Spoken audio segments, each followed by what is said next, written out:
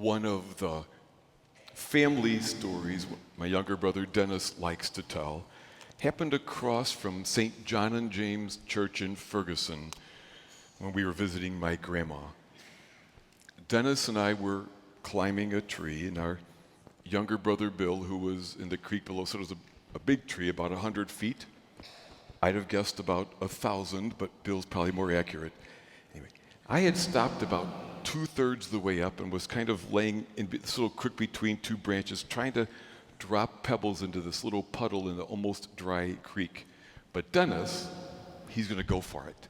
And he was going to get to the very top. And he kept going and going, and he was able to climb all the way out and stick his head completely above this tree, king of the world, savoring the view until the branch broke, and he plummeted and landed flat on my back. Knocked the wind out of both of us. I was able to hold on. I can still remember how tightly his arm held around my neck, almost choking off my wind.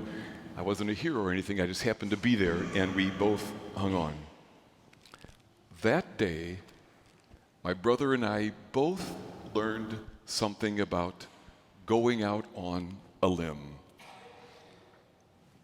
Today, we meet Zacchaeus, who literally goes out on a limb.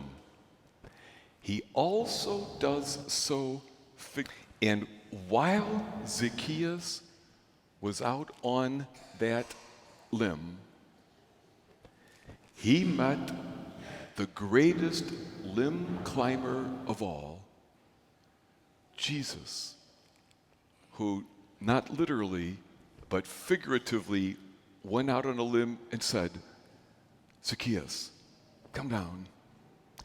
I want to have a meal at your house.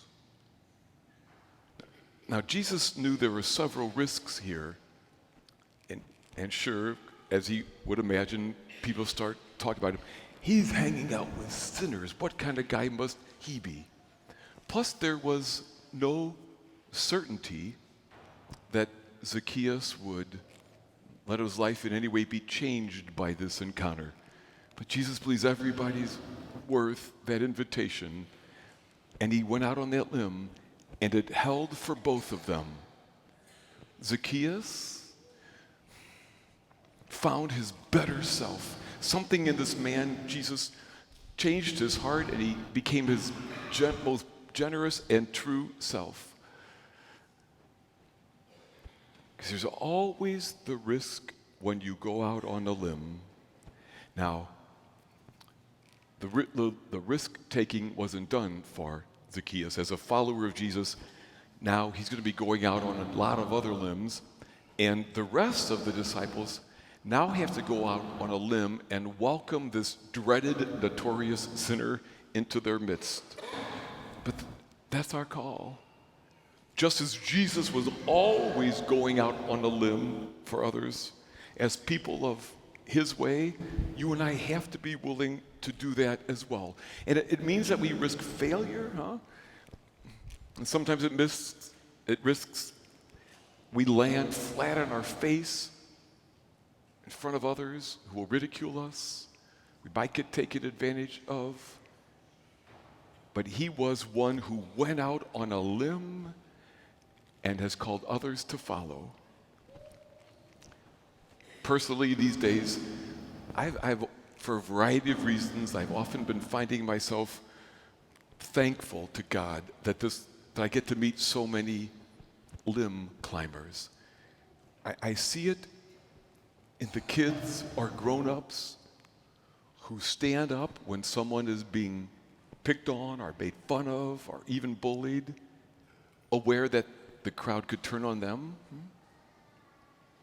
I think of the men and the women in the RCIA process who said, I'm going to throw my lot in with you Catholics and see if I can make this a part of my life.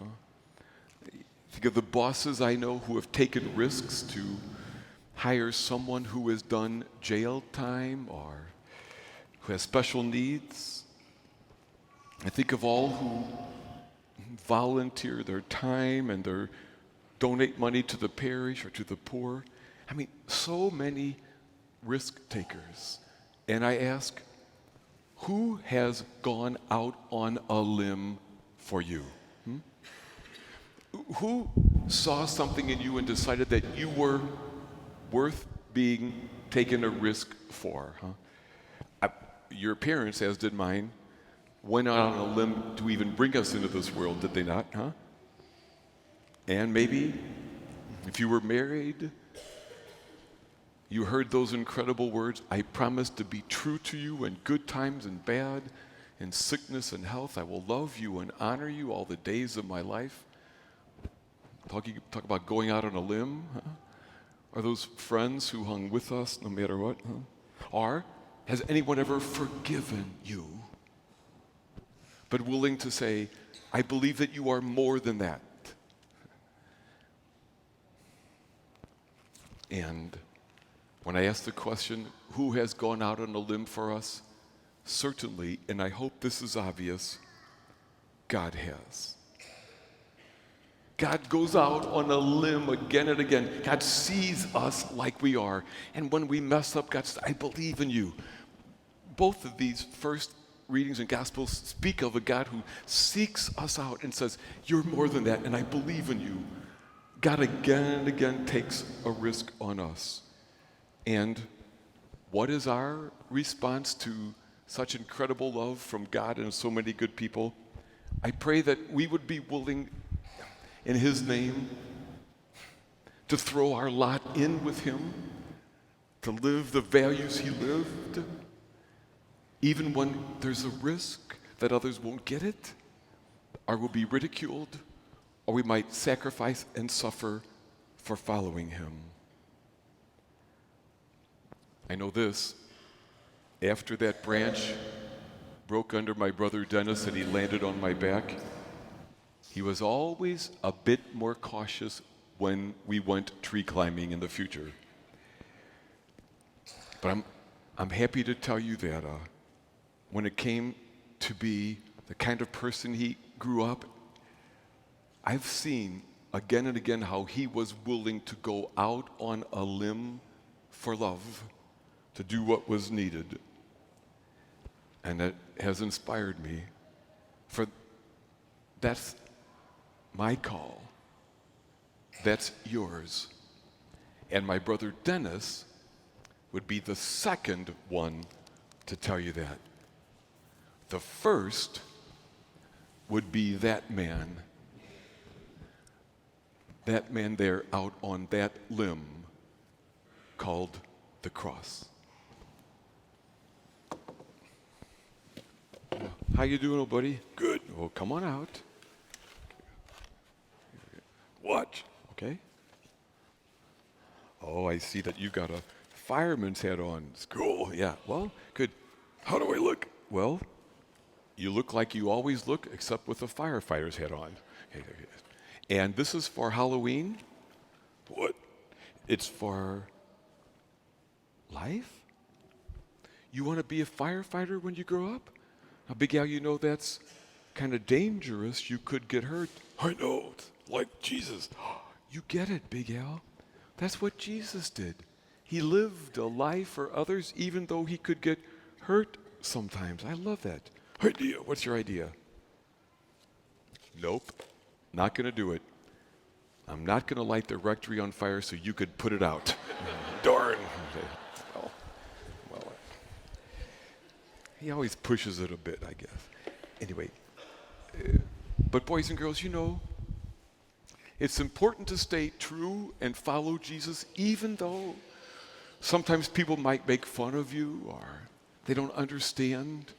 But if you do, you will come to know the joy that He knew, who was willing to do what was needed for love always.